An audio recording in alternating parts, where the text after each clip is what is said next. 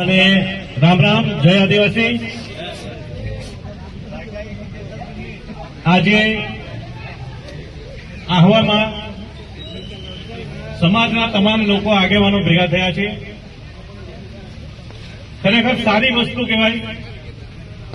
આહવા અને ડાંગ જિલ્લો આપણે અનુસૂચિ 5 વિસ્તારમાં આવીએ છીએ અને તેની સાથે સાથે આજે જે ભેગા થયા છે એ ખરેખર ગામના આયોજન માટે ભેગા થયા છે, પરંતુ એક બે વસ્તુ એવી છે, કદાચ કેવી તો ના જોઈએ, પણ હવે વસ્તુ એવી છે તાળી એક હાથે વાગતી નથી, તો એમાં પણ આપણે થોડું બેસીને વિચારવું જોઈએ। અને સૌથી મહત્વની અને અગત્યની વાત કે જ્યારે પણ સમાજની વાત આવે તો એમાં રાજકારણ કોઈ દિવસ લાવવું નહીં જોઈએ। એટલે આજે પાછલી જે કંઈ પણ ભૂલ થઈ હોય તો એ વાતો વગાડવા કરતા આવનારા દિવસોનું આયોજન આપણે સારી રીતે કરવું જોઈએ।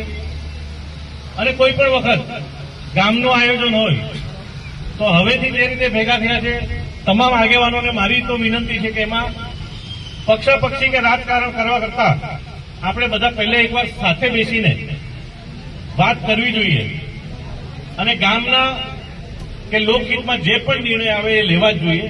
એટલે એક રીતે સારી વાત છે કે ભલે વહેલા મોડા આજે બધા ભેગા થયા છે, તો આશા રાખું છું કે આવનારા દિવસોમાં પણ કોઈ પણ સમાજનું કામ હોય તો એમાં સમાજને આગળ રાખીને રાજકારણ વસ્તુ સાઈડમાં મૂકીને, ફરીથી કહું, રાજકારણ એ સમાજમાં ભેળવવાની જરૂર નથી, એને સાઈડમાં રાખીને જ આપણે વાત કરવી જોઈએ, તો જ કોઈ પણ સમાજનો વિકાસ થઈ શકે છે।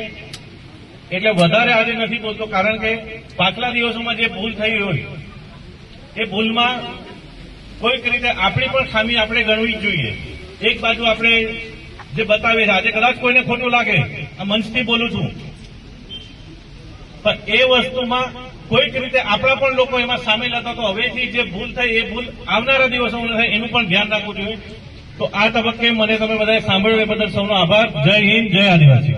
આહવા ગામનો પટેલ રમણ ગોપાલ બોલું છું। હવે અમારા સરપંચ સાથે વારંવાર અવિશ્વાસની દરખાસ્ત અને કોઈના ગામમાં ચર્ચા વિચારણા વગર એને સત્તાથી દૂર કરવામાં આવે છે, એના માટે અમે કલેક્ટર સાહેબ પાસે આવેદનપત્ર આપવા જઈ રહ્યા છે